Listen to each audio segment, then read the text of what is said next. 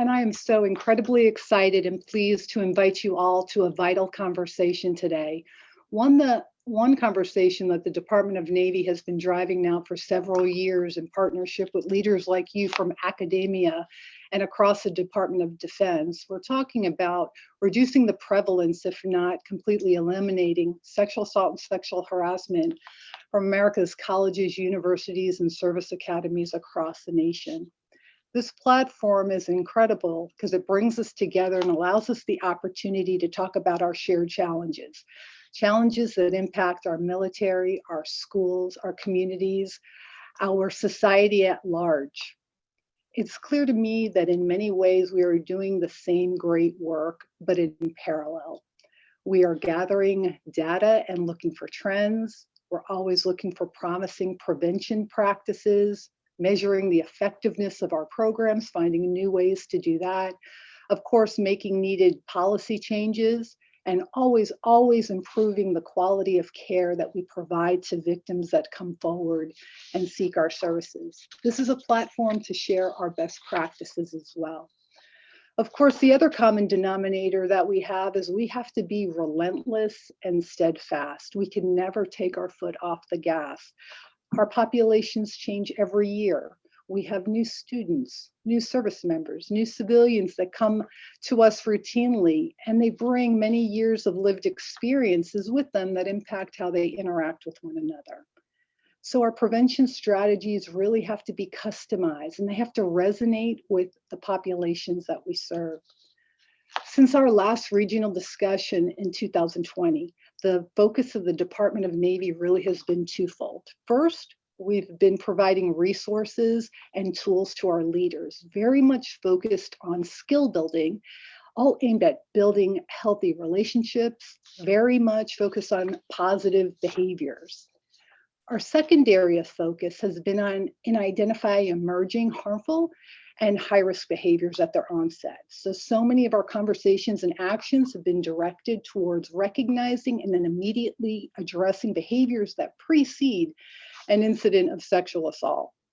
Like you, we recognize there's no one solution to end sexual assault and sexual harassment, but rather it's really going to take our collective and our concurrent efforts. We have to forge new cultures. We have to promote innovation. We know that we are stronger together. Before I introduce Secretary Harker, I'd like to turn the floor over to Mr. Joe Storch with the State University of New York. Joe, to you and your team, thank you so much. Thank you for your commitment to excellence and for being unyielding in your pursuit to make a positive impact. It is really an honor to work with you and with SUNY. So over to you, Joe. Thank you, Melissa. What an honor to work with you and to work with this great Don SAPRO team in the Department of the Navy. I'm Joe Storch. I use he and him. I'm an associate counsel in the State University of New York, and I have the privilege of working with the Department of the Navy on this conference. A couple of quick notes. We have a professional closed captioner, and captions are available using the live transcript button at the bottom of Zoom. We welcome you to turn your cameras on. Of course, we wish we were live all together, and that's not possible during this time, but we'll give you a few seconds if you are able to join us live and help be part of that conversation. We certainly are so excited to do so and to try to recreate what we can. I want to start, as I often do, with some thank yous. The Department of the Navy's Don SAPRO team has been an incredible partner in driving discussions of change in 2018, in 2019, in 2020, and here again today. Melissa Cohen, who you just heard from and who I'll turn it back over to in a moment, is one incredible leader, and her team are consummate professionals, thoughtful change agents, and collegial partners. We're grateful for their partnership and for their friendship. You all get to see 2 days worth of content. I get to see months and months of behind the scene, incredible collegial hard work to put this together. And we are so proud of the work our teams have done together. Thank you especially to Jessica Gallus and Julie Patrick, with whom we've worked seamlessly over these past few months. And a special thank you to the Secretary, who has prioritized this work and led by example, as you will hear in his own words today. I'm personally deeply grateful for the leadership and work of our SUNY colleagues. Tone starts at the top with Dr. Jim Malatras, our Chancellor, who you will hear from later, and who stood up the Center for Advanced Research in Reducing the Impact of Violence in Education. Congratulations to my Arrive Center colleagues on this successful conference, especially to Elizabeth Brady and Roma Shah, and principally to Morgan Clifford, who has taken on this project and continues to raise the bar. Now, you won't get to see much of Morgan this week because she's behind the scenes making it all work, but her exceptional skill putting all the details of this conference together will clearly shine through in every section. I also want to thank my colleagues Phil Potter, Monik Jossel, Joelle Carroll, and Bridget Doyle, who are helping us run the show today from the back end. Thank you, colleagues. It takes a village to do this work, and we are well served by this team. I'd like to turn it back now to my colleague, Melissa Cohen, who will introduce the Secretary of the Navy. Melissa? Thank you so much, Joe. It's an honor. Acting Secretary of the Navy, Thomas Harker, he embodies what it means to lead by example. He drives needed change, and he is outspoken on topics that matter to Marines, sailors, and civilians.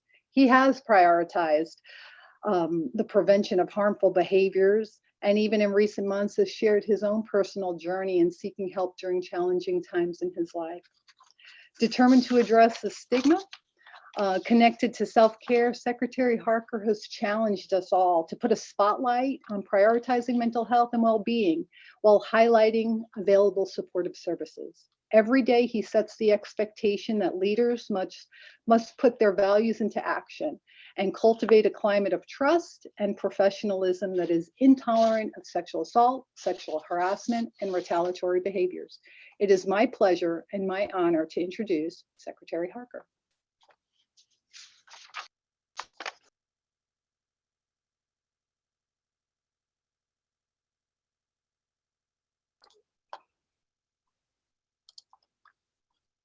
Thank you, Melissa, and thank you, Joe. I appreciate those kind words, and then also both of your leadership in making this happen.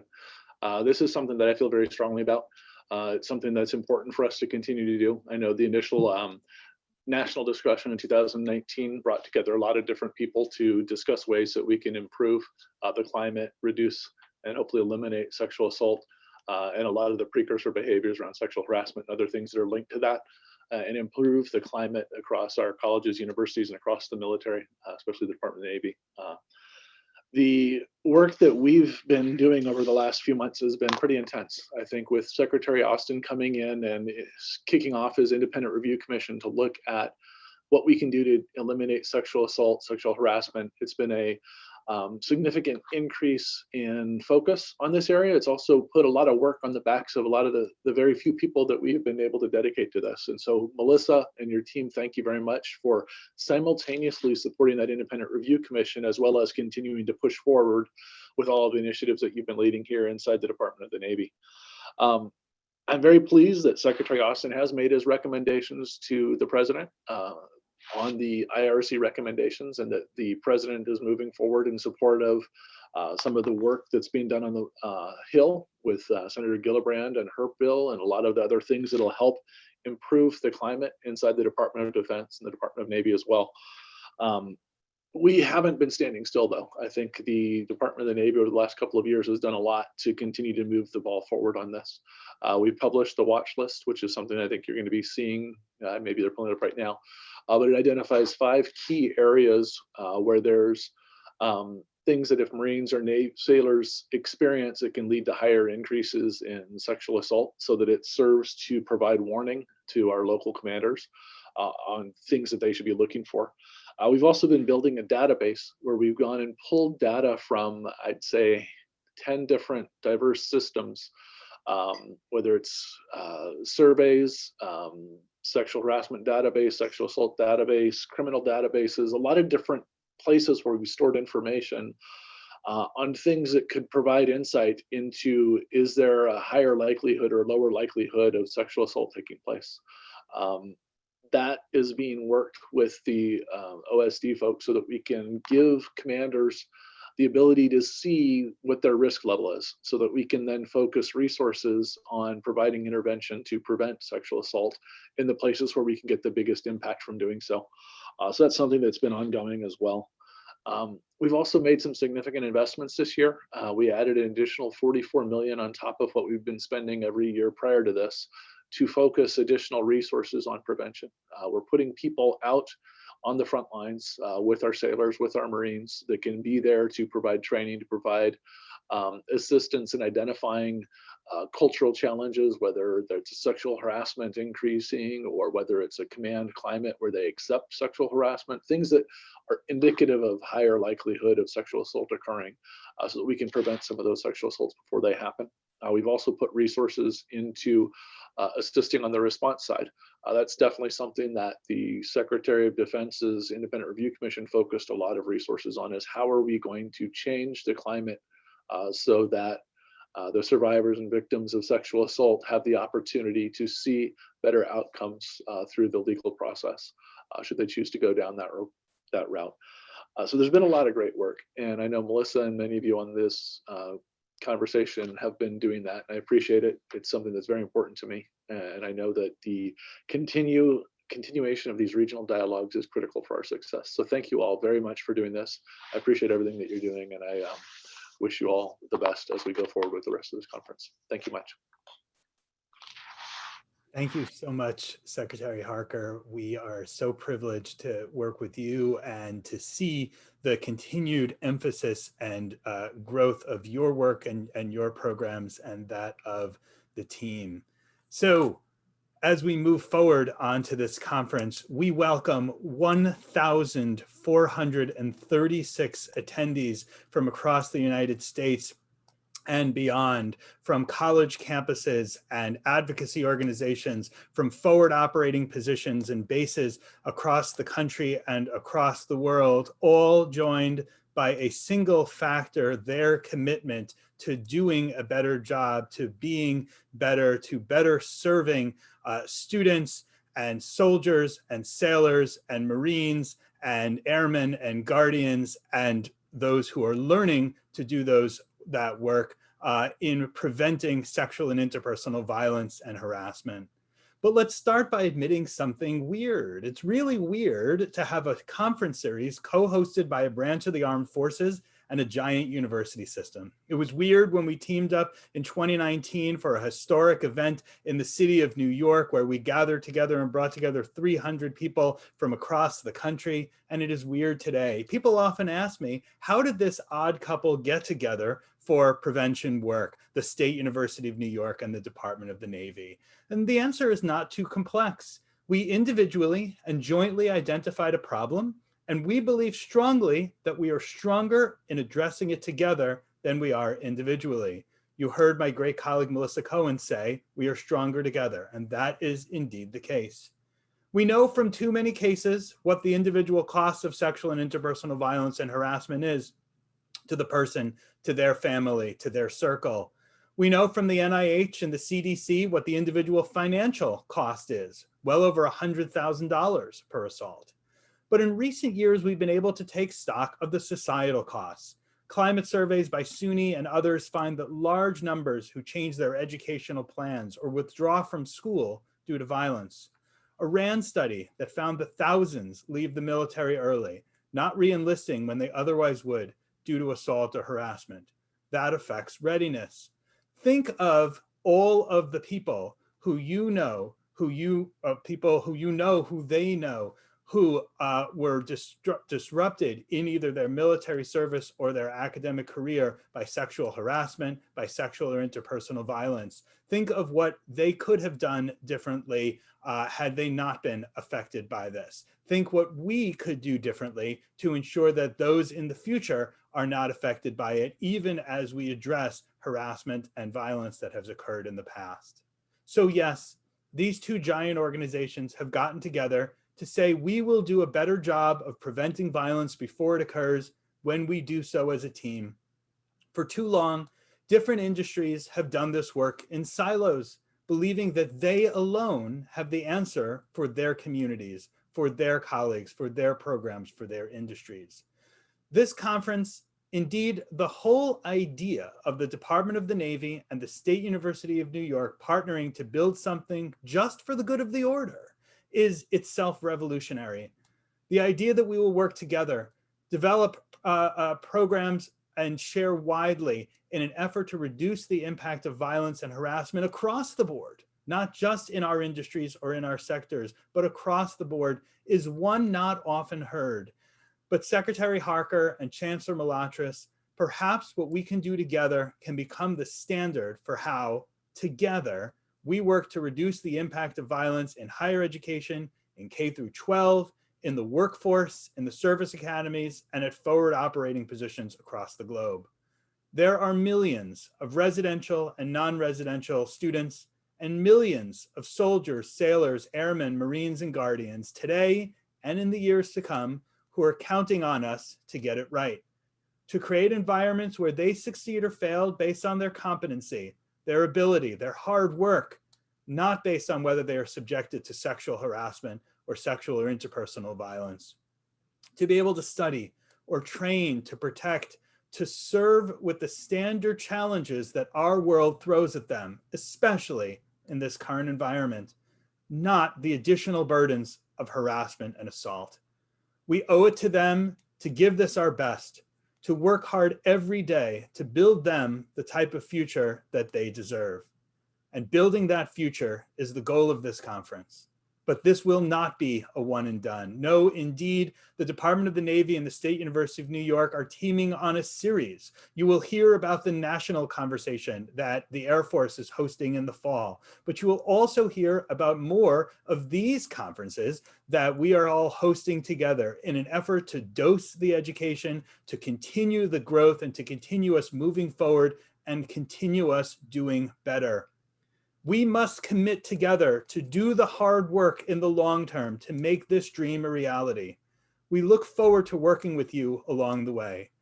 Thank you. Thank you all 1,436 of you joining us here in the Zoom, on YouTube, and on Divids for taking this step with us. I'm next pleased to introduce someone who has been a deep supporter of this work through his time in the governor's office, through his time in academia as president of a college, and here at the State University of New York. Dr. Jim Milatras, our chancellor, felt so strongly about reducing the impact of sexual and interpersonal violence and harassment that even during COVID, when people could have said, oh, we would understand if you're only dealing with COVID, with vaccine research and testing and opening schools. Even during COVID, he prioritized sexual harassment prevention and response to stand up the Center for Advanced Research in Reducing the Impact of Violence in Education, the ARRIVE Center, because he believes that we have to together create a system and process and programs where we reduce the impact of violence so students can achieve as much as they possibly can. It gives me great pleasure to welcome next to offer some remarks, the 14th Chancellor of the State University of New York, Dr. Jim Milatras. Thank you, Joe, for the introduction, and thanks to our partners at the Navy, especially Secretary Harker, for joining us in this critical conversation. This conference serves as an opportunity for us all to listen, learn, and work together collaboratively. I am proud that SUNY, the largest comprehensive system of higher education in the country, is leading the way in responding to and preventing sexual and interpersonal violence and harassment on college campuses. Our responsibility is to create support systems and networks that span from one-on-one care to system-wide services. SUNY has begun this nation-leading work through the ARRIVE Center. SUNY has provided essential training to nearly 500 institutions in 35 states, and it's making a real and lasting difference. But we must continue to expand this effort. That is why I thank the U.S. Navy for all of their work in organizing this conference and for bringing us all together here today. Over the next 2 days, you will hear from peers and leaders who know what it will take for us to create a safer space amongst academia and the military. I want to thank each presenter for sharing their knowledge with us and helping us all realize we can and will do better.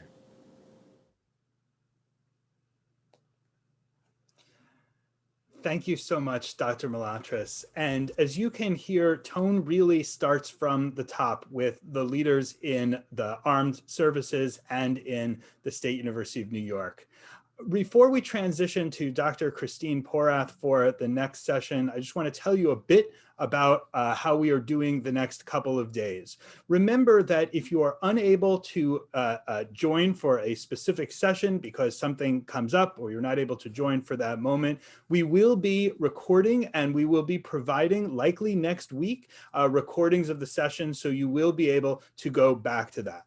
Some of you will be seeking credit, and at appropriate points in time in each session, we will give a code word as well as a link to a Google form in which you can put that code word in alongside your information. If you are watching this on YouTube or on Divids and are seeking credit and you cannot access the link, no problem. You can email your first name, last name, and the code word to arrive@suny.edu, ARRIVE at suny.edu, to be entered into the database to be able to receive that credit. And we will be sending out the certificates of credit in the coming weeks.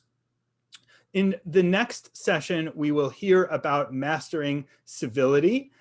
And then we are going to have a session on leveraging climate and leadership for positive culture change. We've also built in short breaks, so we hope that you are able to save your email and other tasks for those short breaks. Following the leveraging climate and leadership session, we will have a session on the role of leaders in sexual harassment and sexual assault prevention, and we are excited for that session as well. We will close today at 4 o'clock, 1600, and we will begin again tomorrow, where we will open in the early afternoon about 1 o'clock p.m. on the East Coast.